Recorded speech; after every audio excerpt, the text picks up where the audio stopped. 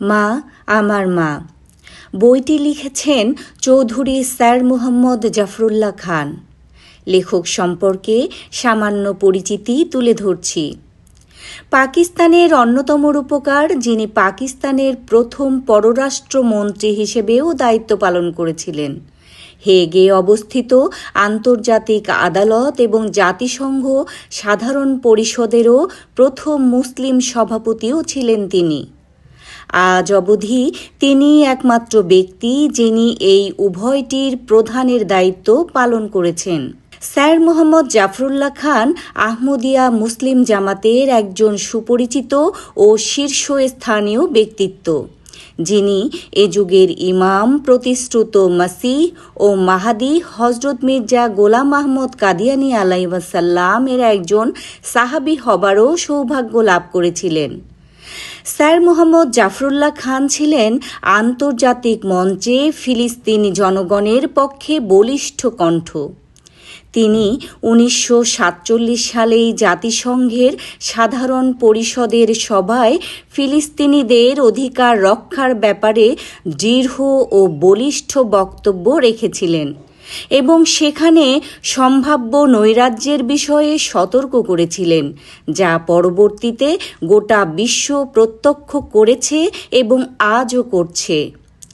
মা আমার মা বইটির দ্বিতীয় পর্ব শুরু করছি। পৃষ্ঠা নম্বর 14, অনুচ্ছেদ 3, নৈতিক শিক্ষা। আমার দাদা চৌধুরী সিকান্দার খান অত্যন্ত ধর্মভীরু লোক ছিলেন। তার জীবনও ছিল অত্যন্ত পুণ্যময়। 1897 খ্রিস্টাব্দে তিনি মক্কায় হজব্রত পালন করেন এবং মদিনায়ও সফর করেন। তিনি তার হজের ওই সফরের ধারাবাহিক বিবরণী লিখে গেছেন। তা থেকে জানা যায় যে দাদা ও তার সহযাত্রীরা জেদ্দা থেকে মদিনা যাওয়ার জন্য সমুদ্র পথে ইয়ানবু পর্যন্ত গিয়েছিলেন, তারপর স্থলপথে মদিনা পর্যন্ত। ফেরত যাত্রাও ছিল একইভাবে। ফিরে এসে তিনি মাকে বলেছিলেন যে তিনি যেখানে যখনই গিয়েছেন প্রত্যেক সুযোগে তার নাতির অর্থাৎ আমার জন্য দোয়া করেছেন। তখনকার দিনে হজ করা যে শুধুমাত্র দৈহিকভাবেই খুব কষ্টকর ব্যাপার ছিল তা নয়, তাতে স্বাস্থ্য ও জীবনের ঝুঁকিও ছিল যথেষ্ট। তখন আমাশয়ে অনেক লোক মারা যেত। আমার দাদার সহযাত্রীদের মধ্যে একজন বোম্বাইতে ফেরার পথেই আমাশয়ে আক্রান্ত হয়েছিল এবং বাড়ি ফেরার সঙ্গে সঙ্গে মারা যান। অন্য একজন বাড়ি ফিরে আক্রান্ত হন ও কিছুদিনের মধ্যেই মারা যান। কিন্তু আমার দাদা কিছুদিন বেশ ভালোই ছিলেন। তারপর কয়েক মাস পরে তিনিও আক্রান্ত হন। কয়েকদিনের মধ্যেই তার অবস্থা অত্যন্ত আশঙ্কাজনক হয়ে পড়ে। তাতে বাবা খুব ঘাবড়ে যান ও প্রতিদিন বাড়িতে যাওয়া আসা শুরু করেন। শিয়ালকোট থেকে দাসকা পর্যন্ত 16 মাইল পথ ইট বিছানো ছিল না। বাবা প্রতিদিন কোর্টের পরপরই ঘোড়ায় চড়ে চলে যেতেন। আবার সকালে সরাসরি দাসকা থেকে রওনা হয়ে এসে কোর্ট করতেন। তখন ছিল ফেব্রুয়ারি মাস। এত ভোরে কনকনে শীতের মধ্যে দাসকা থেকে শিয়ালকোট আসা খুবই কষ্টকর ব্যাপার ছিল। দাদার অবস্থা ক্রমেই খারাপ হতে লাগলো। বাবা তখন সর্বক্ষণ তার সঙ্গেই থাকতেন। যখন টেলিগ্রাম মারফত দাদার মৃত্যুর খবর আসলো, মা তখন 3 ছেলে মেয়ে নিয়ে শিয়ালকোট থেকে দাসকা চলে এলেন। তার শ্বশুর সব সময়ই তার প্রতি সদয় ও স্নেহশীল ছিলেন, তাই তার মৃত্যু মার মনটাকে ভেঙে দিয়ে গেল। আত্মীয় স্বজন, বন্ধু বান্ধব, শুভাকাঙ্ক্ষীরা দলে দলে জমায়েত হতে লাগল। জানা যায় এক বিরাট জনতার সমাবেশ হয়েছিল। দাদা নিজে প্রচলিত হিন্দুয়ানি রীতিনীতির কঠোর বিরোধী ছিলেন। যেমন মৃতের জন্য কান্নাকাটি বা উচ্চস্বরে শোক প্রকাশ করার যে চল গ্রামের মুসলমানদের মধ্যে ছিল, দাদা তার বিরোধিতা করতেন। কিন্তু এখন তার মৃত্যুর পর যখন বিরোধিতার কেউ রইল না, তখন পরিবারের মেয়েরা, এমনকি মা শুদ্ধ, এরকম কান্নাকাটিতে শরিক হয়ে পড়ল। মৃত্যুর মাঝে ধৈর্য, অবিচলতা, গাম্ভীর্য ও মাহাত্ম্য দেখাবার কথা, অথচ সামাজিক আচার প্রথার কাছে তার জলাঞ্জলি ঘটল। কয়েকদিনের মধ্যেই মা দাদাকে স্বপ্নে দেখলেন। দাদা তাকে নিয়ে যেন কোথাও যাচ্ছিলেন। মনে হচ্ছিল যেন নৈসর্গিক দৃশ্যাবলী দেখাবার জন্য যাচ্ছিলেন। তিনি প্রথমে তাকে একটি দৃশ্য দেখালেন, যেন নরকের দৃশ্য, যাতে কিছু মহিলার ওপর অমানুষিক অত্যাচার করা হচ্ছে। দাদা তাকে জানালেন যে এক মৃতের জন্য বিলাপের কারণেই তাদের এই শাস্তি। দাদা তাকে আরও বললেন যে তাদের অবস্থা থেকে মার শিক্ষা গ্রহণ করা উচিত এবং এই কাজ পরিহার করা উচিত। তারপর তিনি তাকে নিয়ে আরেক জায়গায় গেলেন।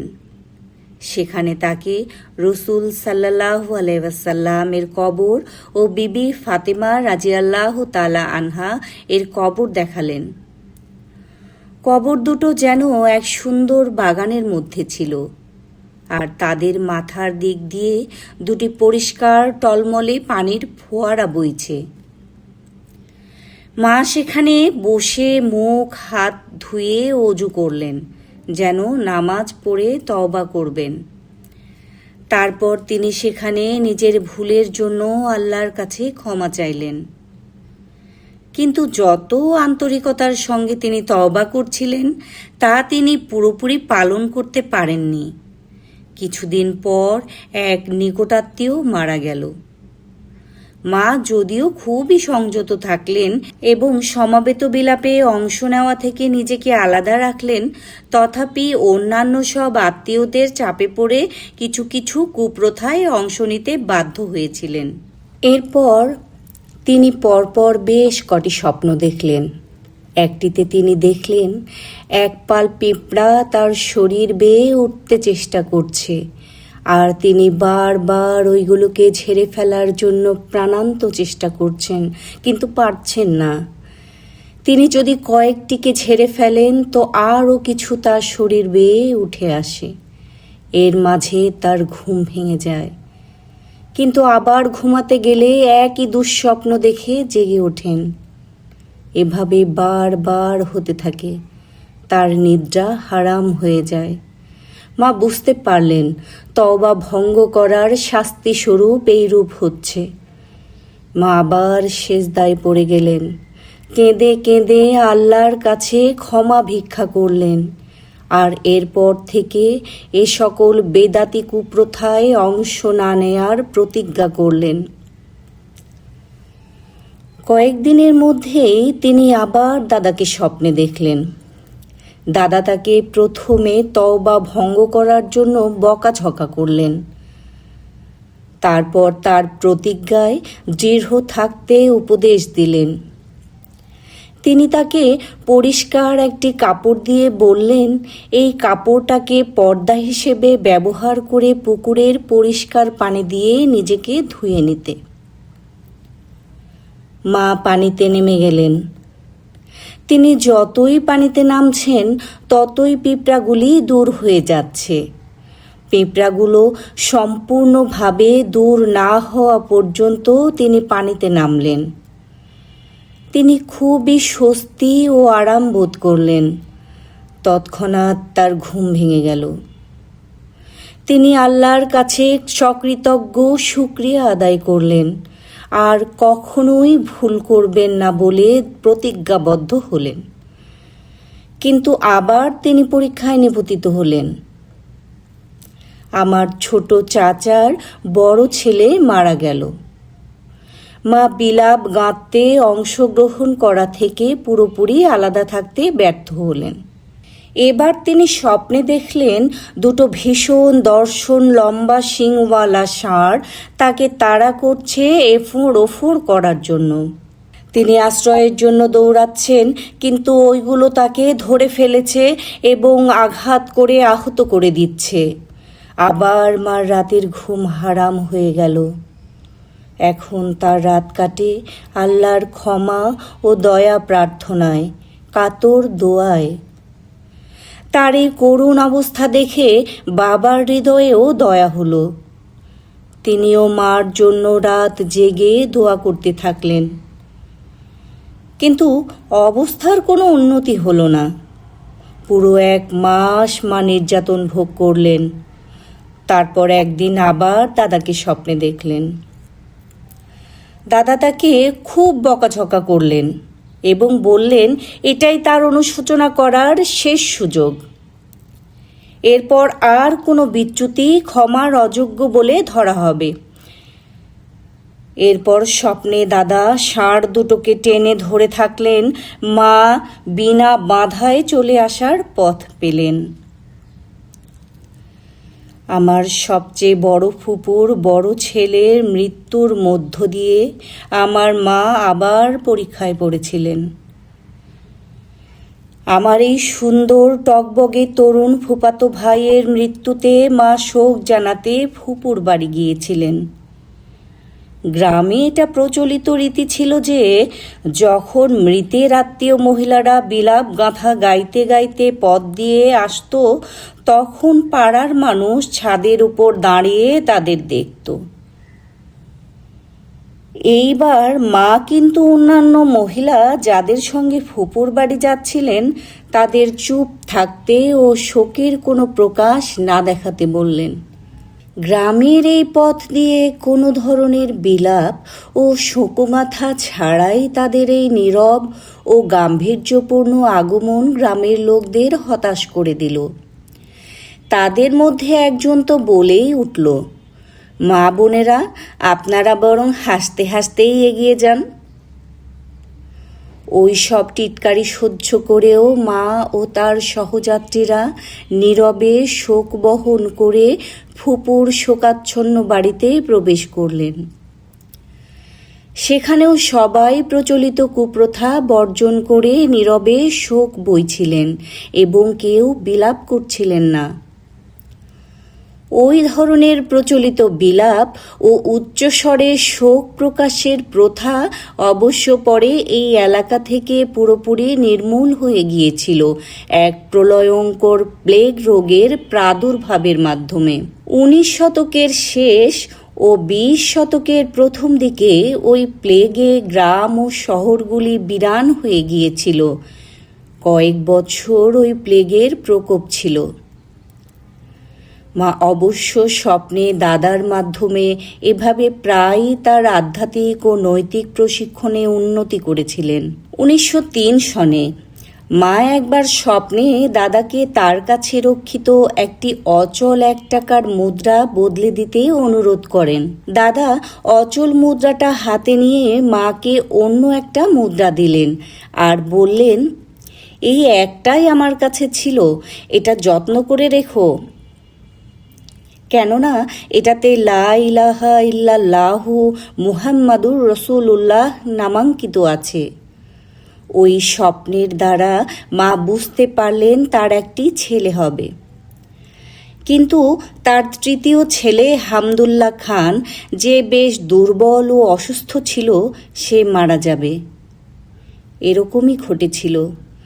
কয়েক মাস পর আসাদুল্লাহ খান জন্মগ্রহণ করে এবং কিছুদিনের মধ্যেই হামদুল্লাহ খান হামে আক্রান্ত হয়ে মারা যায়। মা ও বাবা এই শোক অত্যন্ত ধৈর্য ও দৃঢ় চিত্তে বহন করেছিলেন। পৃষ্ঠা নম্বর 18, অনুচ্ছেদ 4, আধ্যাত্মিক স্বর্গ। মৌলভী মোবারক আলী সাহেব ছিলেন শিয়ালকোট সেনানিবাসের জামে মসজিদের তৎকালীন মোতাল্লি ও ইমাম। এই মৌলভী সাহেবের পিতা মৌলভী ফজল আহমদ ছিলেন হজরত মির্জা গোলাম আহমদ আলাইহিসসালাম ও কবি ইকবালের বাল্যকালের শিক্ষক। এই জামে মসজিদ সংলগ্ন প্রচুর পরিমাণ আবাদি জমি ছিল, যা রায় দিয়ে মোতাল্লি নিজের ও মসজিদের রক্ষণাবেক্ষণ খুব সুন্দর ও সুচারুরূপে করতেন। কিন্তু ঘটনাক্রমে 19 শতকের একদম শেষ দিকে এই মৌলভী মোবারক আলী আহমদিয়া জামাতে যোগদান করেন। তার কিছু কিছু মতবাদ গোঁড়া মৌলভী সাহেবদের মনোপুত ছিল না, ফলে তার বিরুদ্ধে মুসল্লিদের ক্ষিপ্ত করা হতে লাগল। শেষ পর্যন্ত একদল মুসল্লির দ্বারা কোর্টে মামলা ঠুকে দেয়া হলো যে আহমদিয়া আন্দোলনে যোগদানের ফলে মৌলভী মোবারক আলী ইসলাম ধর্মচ্যুত হয়েছে, কাজেই জামে মসজিদের ইমাম ও মোতাল্লি থাকার তার আর কোনো যোগ্যতা বা অধিকার নেই। শিয়ালকোটে তখন কোনো আহমদি উকিল ছিল না, কাজেই তারা আমার বাবাকে তাদের পক্ষের উকিল নিযুক্ত করল। বাবা এই কেস নিয়ে আহমদিয়া মতবাদ সম্বন্ধে প্রচুর পড়াশোনা করতে বাধ্য হলেন, কেননা মৌলভী মোবারক আলীর বিরুদ্ধবাদীরা তার ইসলাম থেকে বিচ্যুতির যে অভিযোগ তুলেছিলেন তার জবাব দেওয়ার জন্য ইসলামী শরীয়ত, নীতিমালা ও মৌল বিষয়াদি এবং আহমদীদের মতামত সম্বন্ধে ব্যাপক জ্ঞানের প্রয়োজন ছিল। এই তুলনামূলক পড়াশোনা করতে গিয়ে বাবা ধীরে ধীরে আহমদিয়া দৃষ্টিভঙ্গির প্রতি সহানুভূতিশীল হয়ে পড়েছিলেন। অন্য একটি ব্যাপার যেটা তাকে খুব মোহিত করেছিল তা ছিল এই যে যখনই বিরুদ্ধবাদীরা বা তাদের সাক্ষীরা হলফ নেওয়ার পর জবানবন্দি, সাক্ষ্য বা জেরার উত্তর দিত, তারা মিথ্যা বলতে বা তাদের আগের কথাকে নাকচ করতে বা পেঁচিয়ে পেঁচিয়ে কথা বলতে দ্বিধা করত না। অথচ আহমদি বিবাদী বা তাদের সাক্ষীরা মামলার ফলাফল কি হবে না হবে সেদিকে ভ্রুক্ষেপ না করে সব সময় সত্য ও সোজা উত্তর দিত। বাবা ভাবতে শুরু করলেন যে তারা সত্য পথে আছে। তাদের এই উচ্চ নৈতিক আদর্শই তার প্রমাণ। শেষ পর্যন্ত ওই মামলায় বিচারকরা মৌলভী মোবারক আলীর বিরুদ্ধে মামলার কোনো যৌক্তিকতা না পেয়ে মামলাটি খারিজ করে দেন। বাদীরা ট্রায়াল জজের এই রায়ের বিরুদ্ধে উচ্চ আদালতে আপিল করেন, সেখানেও তা বাতিল হয়ে যায়। এই মামলার ফলাফল এই হলো যে বাবা এই ইসলামী আন্দোলনের প্রতি অনুরক্ত হয়ে পড়লেন। কিছুদিন পর বাবাকে আহমদীদের আর একটি মামলায় সাহায্য করার জন্য ডাকা হয়। মামলাটি ছিল গুরুদাসপুর জেলার ম্যাজিস্ট্রেট আদালতে স্বয়ং আহমদিয়া আন্দোলনের প্রতিষ্ঠাতা হজরত মির্জা গোলাম আহমদের বিরুদ্ধে। তিনি নাকি তার বিরুদ্ধবাদী এক মৌলভী সাহেবের সম্বন্ধে মানহানিকর কথা বলেছেন, তাই ওই মৌলভী সাহেব ফৌজদারি মামলা ঠুকে দিয়েছেন। এই উপলক্ষে বাবাকে গুরুদাসপুর যেতে হয় এবং তিনি জামাতের বিশিষ্ট ব্যক্তিবর্গ ও স্বয়ং এর প্রতিষ্ঠাতার ব্যক্তিগত সাহায্য লাভ করেন। তিনি তাঁর অত্যন্ত উচ্চ আধ্যাত্মিক মোকামের পরিচয় পেয়ে মুগ্ধ হন। এরপর থেকে তিনি এই জামাত সম্বন্ধে ভালোভাবে পড়াশোনা করতে শুরু করেন। জামাতের পত্রিকা আল হাকামের নিয়মিত গ্রাহক হন ও মির্জা গোলাম আহমদ আলাইহিসসালামের বিশেষ স্নেহভাজন শিষ্য মৌলভী আব্দুল করিম রাজিয়াল্লাহু তাআলা আনহু এর কোরআন ক্লাস ও দর্সে নিয়মিত উপস্থিত হতে লাগলেন। বাবা কখনো এই জামাতের বিরোধিতা করেন নাই, কিন্তু তার মন মানসিকতা ছিল যুক্তিবাদী। তাই তিনি অত্যন্ত ভাবনা, চিন্তা ও বিবেচনার পর সিদ্ধান্ত নিতেন। ঠিক ওই সময়ে আমার নানা ও মামা এই জামাতে যোগ দেন, কিন্তু এ ব্যাপারে মার প্রায় কোনো ধারণাই ছিল না।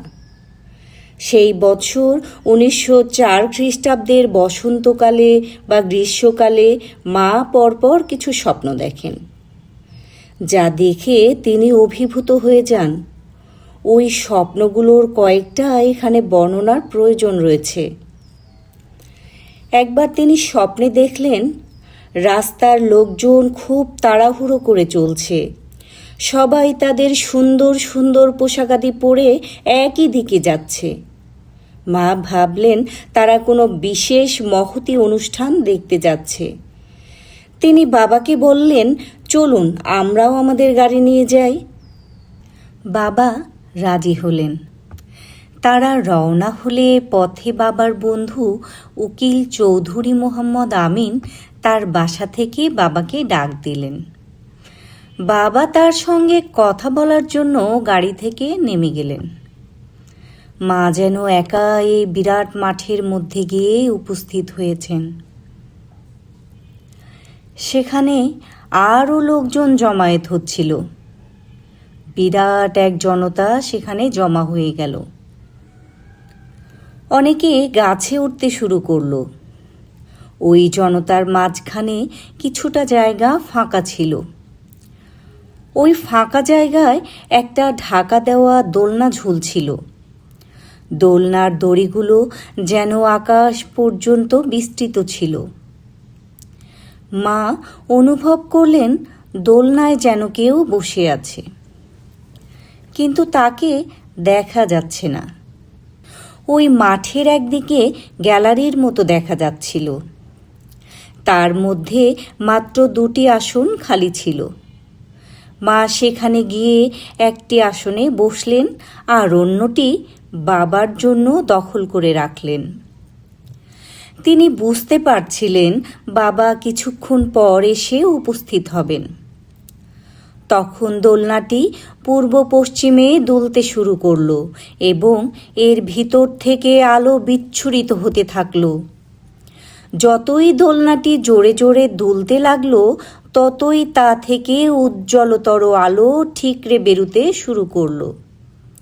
দোলনাটি যেদিকে যাচ্ছিল সেদিকের লোকজন আনন্দে চিৎকার করে উঠছিল, স্বাগতম হে আল্লাহর নবী, স্বাগতম হে আল্লাহর নবী।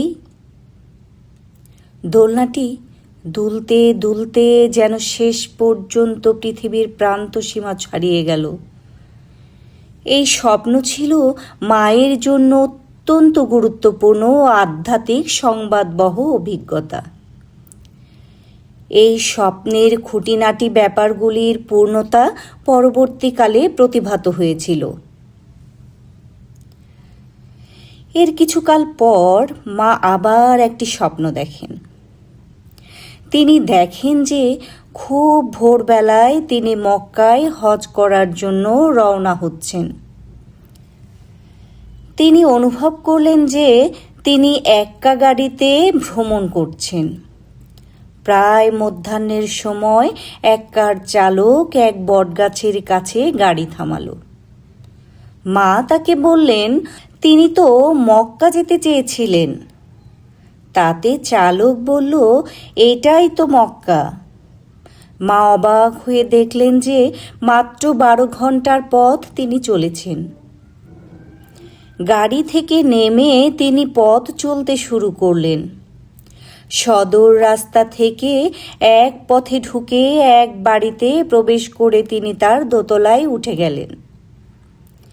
সেখানে তিনি একটা কাঠের র্যাক দেখলেন, যার উপর একটা বড় রেজিস্টার বই ও একটা কাঠের বাক্স রাখা আছে। বাক্সটার মুখের দিকে একটু খোলা। মা বাক্সটার খোলা জায়গায় হাত রেখে ঝুঁকে পড়ে বিনীতভাবে এই দোয়া করলেন, আল্লাহ, তুমি আমার পাপসমূহ ক্ষমা করে দাও। তিনি 3 বার এই দোয়া করলেন। তারপর তিনি বললেন, তুমি কি আমাকে ক্ষমা করবে? তাতে মা স্পষ্ট ও দৃঢ় এক উত্তর শুনলেন, আমি সবচেয়ে ক্ষমাশীল, আমি নিশ্চয়ই তোমাকে ক্ষমা করব, তবে তোমার নাম যদি ওই রেজিস্টারে উঠে থাকে। স্বপ্নেই মা বললেন যে ওই রেজিস্টারে মানুষের জন্ম ও মৃত্যুর তারিখ ইত্যাদি লেখা হয়। তখন তিনি চিন্তা করছিলেন তাদের গ্রামের চৌকিদার তার মার ব্যাপারটি ঠিকমতো এই বইয়ে রেকর্ড করেছিল কিনা। অল্পদিন পরই মা তার বাপের বাড়ি দাতা জায়েদকা যান। সেখানে নানাকে তিনি তার স্বপ্নের বিষয় খুলে বললে নানা তাকে বলেন যে স্বপ্নে তার নির্দিষ্ট স্থানটি ছিল কাদিয়ান। হজরত মির্জা গোলাম আহমদ কাদিয়ানি সেখানে ইসলামে আহমদিয়া আন্দোলনের ভিত্তি স্থাপন করেছিলেন এবং মার উচিত এই আন্দোলনের প্রতি আনুগত্য প্রদর্শন করা। এতে মা নানাকে বললেন, ওই ব্যক্তি মির্জা সাহেব যদি আল্লাহ কর্তৃক প্রেরিত হয়ে থাকেন তবে নিশ্চয়ই আল্লাহ তাআলা স্বপ্নে আমাকে তাঁর দর্শন দিবেন এবং তাঁর সত্যতা আমার কাছে তুলে ধরবেন। এরপর তিনি আবার একটি স্বপ্ন দেখেন এক সন্ধ্যায় তিনি বাড়িতে অনেক অতিথিদের অভ্যর্থনা জানানোর জন্য প্রস্তুতি নিচ্ছেন। হঠাৎ তিনি দেখেন পশ্চিম দিকের একটি ঘর থেকে উজ্জ্বল আলো আসছে। মা অবাক হয়ে গেলেন, মনে করতে পারলেন না আদৌ ওই ঘরে তিনি কোনো প্রদীপ দিয়েছিলেন কি না। ঘরের দিকে পায়ে পায়ে এগিয়ে গেলেন। তিনি দেখলেন জ্যোতির্ময় হয়ে আছে সারা ঘর। জ্যোতির্ময় চেহারার এক বুজুর্গ ব্যক্তি সোফায় বসে নোট বইয়ে কিছু লিখছেন। মা ধীরে ধীরে নিঃশব্দে তাঁর পিছন দিকে এগিয়ে গেলেন, যেন তার কাজে কোনো ব্যাঘাত না ঘটে। কিন্তু তিনি যেন বুঝতে পারলেন ঘরে কেউ এসেছে, তাই ঘর ছেড়ে যাওয়ার জন্য সোফার উপর নড়ে উঠলেন। মা তাড়াতাড়ি বলে উঠলেন যে তার মহৎ উপস্থিতিতে মা অনির্বচনীয় আনন্দ পাচ্ছে, তাই তিনি যেন দয়া করে আরও কিছুক্ষণ এখানে অবস্থান করেন। তিনি একটু দেরি করলেন। তারপর যখন উঠে যেতে চাইলেন, মা তখন সাহসে ভর করে তাকে জিজ্ঞাসা করলেন, জনাব, কেউ যদি আমাকে জিজ্ঞাসা করে যে বুজুর্গ ব্যক্তিকে তুমি দেখেছিলে তিনি কে, আমি তখন কি জবাব দেব? ওই বুজুর্গ তখন তার ডান দিকে ঘাড় ফিরিয়ে পিছনে তাকালেন। তারপর ডান হাত তুলে বললেন, যদি কেউ জিজ্ঞাসা করে তখন বলবেন আপনি আহমদকে দেখেছেন। মা যখন এই স্বপ্ন বাবাকে বললেন তখন বাবা বলল, রসুল সাল্লাল্লাহু আলাইহি ওয়াসাল্লামের এক নাম তো আহমদ, তুমি হয়তো তাঁর সাল্লাল্লাহু আলাইহি ওয়াসাল্লামের দর্শন লাভের সৌভাগ্য অর্জন করেছ। কিন্তু মা বললেন, তার তো সেরকম অনুভূতি হচ্ছে না, মনে হচ্ছে এখানকার কোনো বুজুর্গের সঙ্গে সাক্ষাৎ হয়েছে,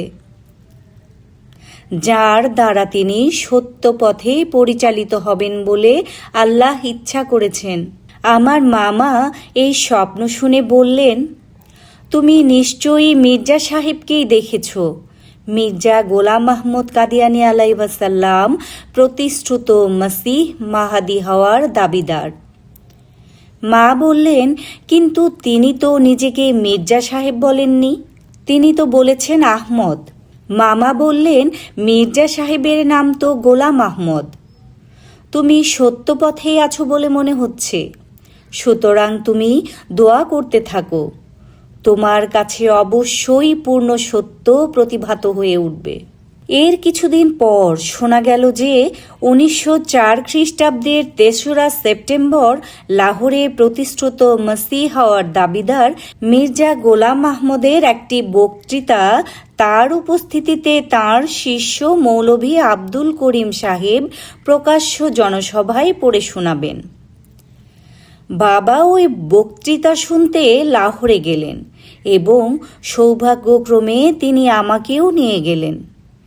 সেই পবিত্র চেহারার উপর আমার চোখ পড়ার পরেই আমি মুগ্ধ বিস্ময়ে তাঁর দিকে চেয়ে থাকলাম। যতক্ষণ বক্তৃতা পড়ে শোনানো হচ্ছিল আমি সেই উজ্জ্বল চেহারার উপর থেকে চোখ ফেরাতে পারিনি। সারাক্ষণ অভিভূত হয়ে দাঁড়িয়েছিলাম। আমার হৃদয় ও মস্তিষ্ক তার সত্যতার বাণে বিমুগ্ধ হয়ে গেল এবং আমি সম্পূর্ণ তার প্রতি অনুরক্ত হয়ে গেলাম। আমি তখন স্কুলের ছাত্র, মাত্র 12 বছর বয়স তখন। কিন্তু আমার মনে হয় আল্লাহ তাআলা আমাকে ওই বয়সে এইরূপ মহান ব্যক্তিত্বের সান্নিধ্যের সুযোগ দিয়ে আমার প্রতি এক অপরিসীম করুণা ও দয়া দেখিয়েছেন। কিছুদিন পর খবর পাওয়া গেল যে মির্জা সাহেব অক্টোবরের শেষ দিকে শিয়ালকোট সফরে আসবেন। সেই সময় মা স্বপ্নে দেখলেন যে এক রাস্তা দিয়ে হাঁটতে হাঁটতে তিনি ছাদওয়ালা গলিতে ঢুকলেন। তারপর এক বাসায় ঢুকে দোতলায় তিনি আবার সেই বুজুর্গ ব্যক্তির দেখা পেলেন, যাকে তিনি পূর্বেও স্বপ্নে দেখেছিলেন। তিনি ওই ব্যক্তি জিজ্ঞাসা করলেন, আপনি কি এখনো বিশ্বাস করেন না? মা বললেন, সমস্ত প্রশংসা আল্লাহর। আমি বিশ্বাস করি। নির্দিষ্ট সময়ে মির্জা সাহেব তার পরিবারের সদস্য ও কিছু শিষ্যদের নিয়ে শিয়ালকোটে এলেন। সেদিন ছিল অক্টোবরের 27 তারিখ। তাঁর আগমন শহরে বিরাট চাঞ্চল্য সৃষ্টি করল। রেল স্টেশনের বাইরে এক বিরাট জনতা জমা হয়ে গেল। কর্তৃপক্ষ তাঁর নিরাপত্তার জন্য বিশেষ ব্যবস্থা নিয়েছিল। যাত্রাপথে ও তাঁর থাকার জায়গা পর্যন্ত নিরাপত্তার ব্যবস্থা ছিল। আমার বাবা ও চৌধুরী মোহাম্মদ আমিন রেল স্টেশনে এই মহান অতিথির আগমন দেখতে গিয়েছিলেন। আমিও তাদের সঙ্গে ছিলাম, কিন্তু আমাদের ঘোড়ার গাড়ি থেকে আমরা শুধুমাত্র এক বিরাট জনতার হুল্লোড় ও নড়াচড়া ছাড়া কিছুই দেখতে পাইনি। আমার মামা, যিনি এই ভিড়ের মধ্যে ছিলেন, পরে আমার কাছে সবিস্তারে তার যাত্রার বিভিন্ন খুঁটিনাটি ঘটনা বর্ণনা করেছিলেন। পরদিন সকালবেলা বাবা তখন কোর্টে যাওয়ার জন্য প্রস্তুত হয়েছেন। মা বাবার কাছে এলেন, তারপর বললেন তিনি যাকে স্বপ্নে দেখেছিলেন এই ব্যক্তি তিনি কিনা তা যাচাই করার জন্য বাবা যদি অনুমতি দেন তবে মা তাকে দেখার জন্য যেতে পারেন। মা বললেন, যদি এই ব্যক্তি আমার স্বপ্নে দেখা সেই ব্যক্তি হন আর আমি তাকে না মেনে চলে আসি, তবে আল্লাহ যে আমাকে সত্য স্বপ্ন দেখিয়েছেন তার প্রতি আমার অবজ্ঞাই তো প্রকাশ পাবে। বাবা বললেন, দেখো, এটা একটা অত্যন্ত গুরুত্বপূর্ণ ব্যাপার, আর এ ব্যাপারে আমাদের দুইজনের দুই পথে চলা ঠিক নয়। আমি তো এই ব্যাপারে পড়াশুনো করেছি, পরে আমরা এই ব্যাপারে আলাপ আলোচনা করে একটা সিদ্ধান্তে আসতে পারবো। মা বললেন, তুমি তো লেখাপড়া জানা জ্ঞানী লোক, আর আমার কোনো লেখাপড়া নেই, কিন্তু আমি নিশ্চিত জানি আল্লাহ তাআলা তাঁর অপার অনুগ্রহে আমাকে সব সময়ই সত্য পথেই পরিচালিত করেছেন। তাই যদি আমি দেখি যে তাঁর পরিচালিত ও নির্দেশিত পথই সত্য, তাহলে তাঁর ইচ্ছা মতোই আমি অগ্রসর হব। আর যদি তা না হয়, তাহলে তোমার সঙ্গে আলাপ করে দুজনে সিদ্ধান্ত নেওয়া যাবে। বাবা বললেন, কিছুদিন দেরি করলে তো অসুবিধা নেই। আমাকে আমার অনুসন্ধানের ফলকে উভয় দিক দিয়ে বিচার করার সুযোগ দিতে হবে। এইরূপ গুরুত্বপূর্ণ সিদ্ধান্তে সব দিক দেখতে হয়। মা বললেন, তোমাকে তো আমার মনোভাব জানিয়েছি। তারপর বাবা আর অপেক্ষা করলেন না, কোর্টে চলে গেলেন। আল্লাহ তাআলা মার অন্তরের বেদনা জানতেন। মা জীবনের সবচেয়ে গুরুত্বপূর্ণ সন্ধিক্ষণে এসে দাঁড়িয়েছিলেন। এর ফল কি হবে? অত্যন্ত কাতরভাবে তিনি দোয়ায় মগ্ন হয়ে রইলেন। আল্লাহ তাআলার প্রতি তার প্রগাঢ় বিশ্বাস ও নির্ভরতা ছিল খাঁটি। তিনি নিশ্চয়ই অনুভব করেছিলেন, মহান প্রভু এতদিন তাকে পথ প্রদর্শন করে আসছেন, এখনও তিনি তাকে দ্বিধাদ্বন্দ্বের মাঝে ছেড়ে রাখবেন না। পরামর্শ চাওয়ার মতো কেউ ছিল না। স্বয়ং আল্লাহর সাহায্য ছাড়া তিনি আর কিভাবে সিদ্ধান্ত নিতে পারতেন? মধ্যাহ্নের কিছু পরেই তিনি তার দীর্ঘ প্রতীক্ষিত যাত্রায় বের হলেন। যাকে তিনি তার অন্তরের মধ্য থেকে এত গুরুত্ব ও মর্যাদা দিয়ে আসছেন, আমি তার সঙ্গে ছিলাম। মা তার স্বপ্নে দেখা বাড়িটা চিনতে পারলেন। আমরা দোতলায় উঠে হজরত উম্মুল মুমিনিন এর সঙ্গে সাক্ষাৎ করলাম। মা তাকে অনুরোধ জানালেন যেন তিনি এক নজর মির্জা সাহেবকে দেখতে পারেন সে ব্যবস্থা করতে।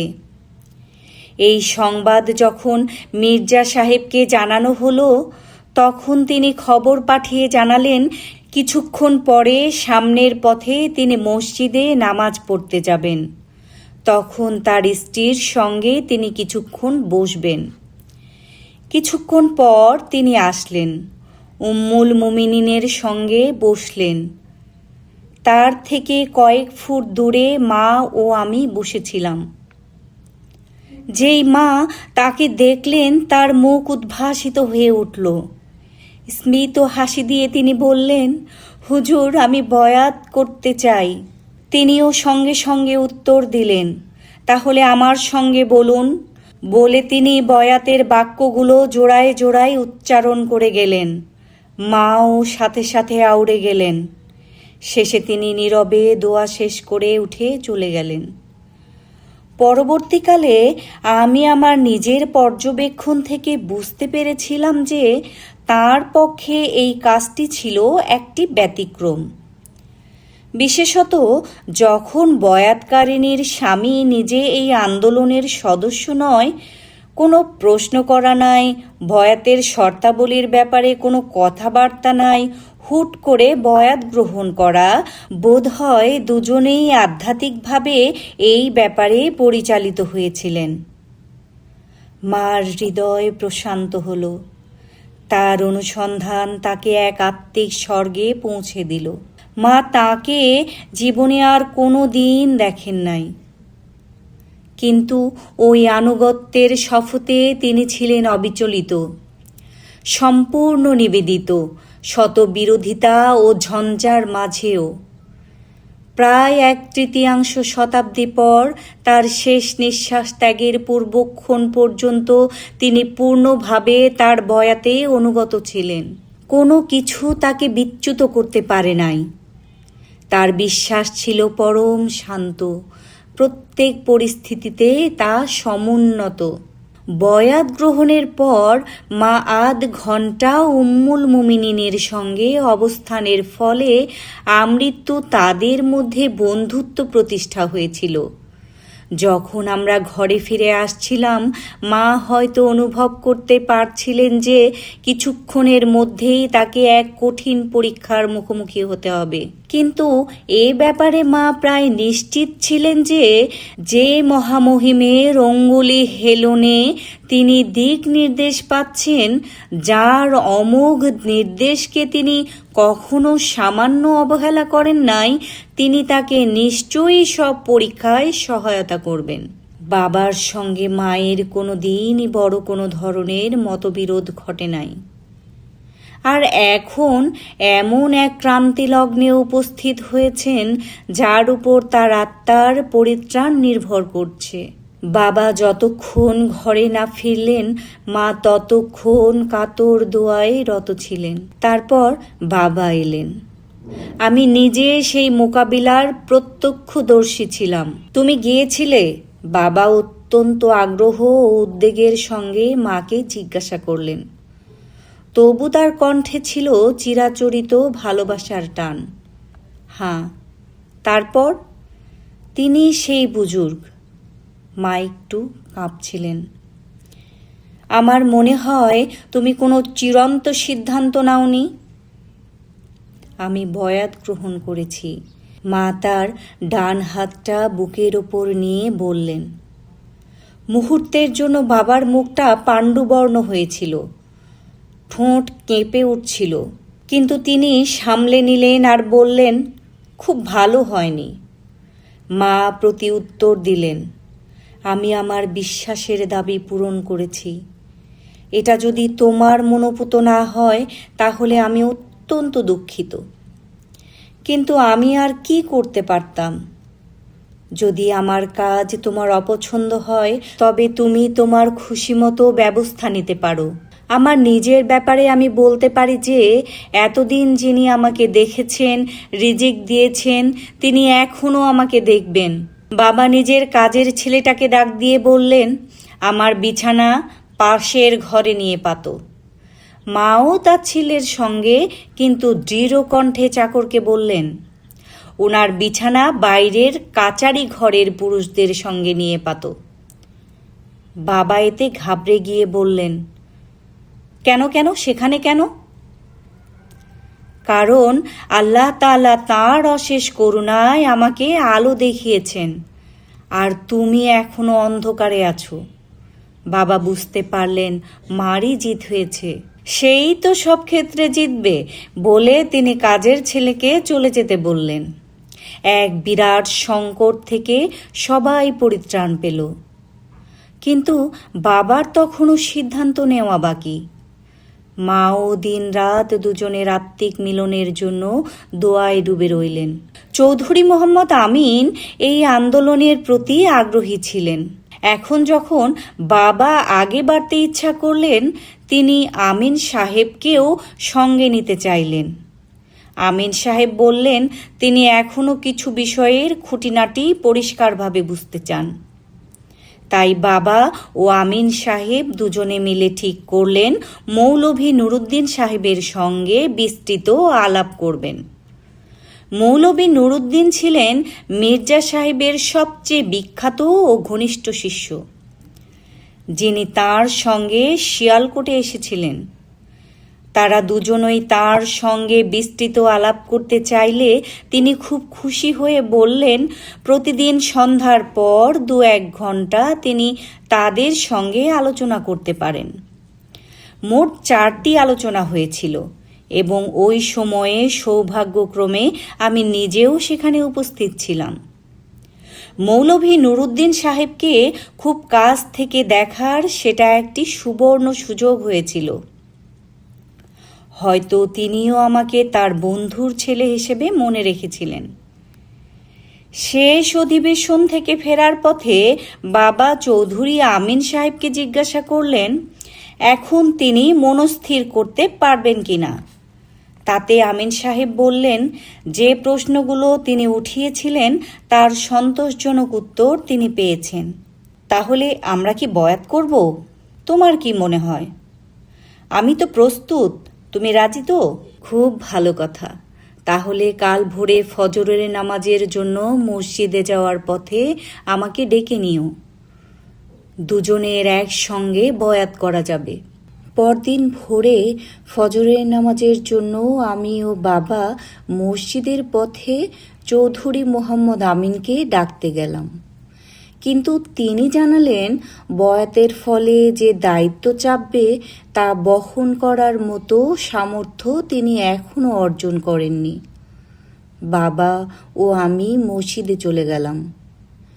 ফজরের পর বাবা স্বয়ং মুসি মাউদের হাতে বয়াত করেন। আমিও সেখানে উপস্থিত ছিলাম।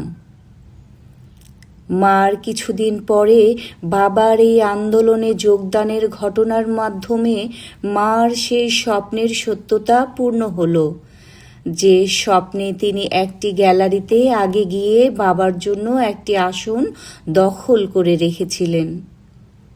এর ফলে আমাদের পরিবারের আগের সেই ঐক্যতা ফিরে এলো। প্রকৃতপক্ষে মা তো স্বপ্নেই বয়াত গ্রহণ করে ফেলেছিলেন, পরে প্রকাশ্যে তা বাস্তবায়ন করেছিলেন। নিজের সারা জীবনে তিনি যে শুধুমাত্র আক্ষরিক অর্থেই বয়াত করেন নাই, সমস্ত মন প্রাণ দিয়ে বয়াত করেছিলেন তার প্রমাণও তিনি দিয়ে গেছেন। প্রতিটি চলমান মুহূর্ত সাক্ষ্য দিয়েছিলেন যে তিনি তার বিশ্বাস ও ঈমানে দৃঢ় থেকে দৃঢ়তর হয়েছিলেন। প্রথম থেকেই তার ভালোবাসা ছিল ভালোবাসার জমিনে প্রথিত। যখন যেখানেই তিনি মহান আল্লাহ, পবিত্র রসুল সাল্লাল্লাহু আলাইহি ওয়াসাল্লাম ও মসিহ মাউদ আলাইহিসসালামের জলওয়া, নূর ও সত্যতা দেখতেন, তার ভালোবাসা ও মোহাব্বত আরও উতলে উঠত। স্রষ্টার প্রতি কোনো কর্তব্যে যেন অবহেলা না হয়, তাঁর সৃষ্ট জীবের প্রতি কোনো কর্তব্যই যেন অপ্রতিপালিত না থাকে। সূক্ষ্ম থেকে সূক্ষ্মতর পর্যায় পর্যন্ত তিনি লক্ষ্য রাখতেন।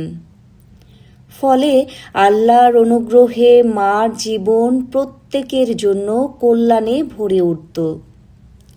প্রত্যেকের জন্য তিনি ছিলেন চিরকল্যাণের সূত্র।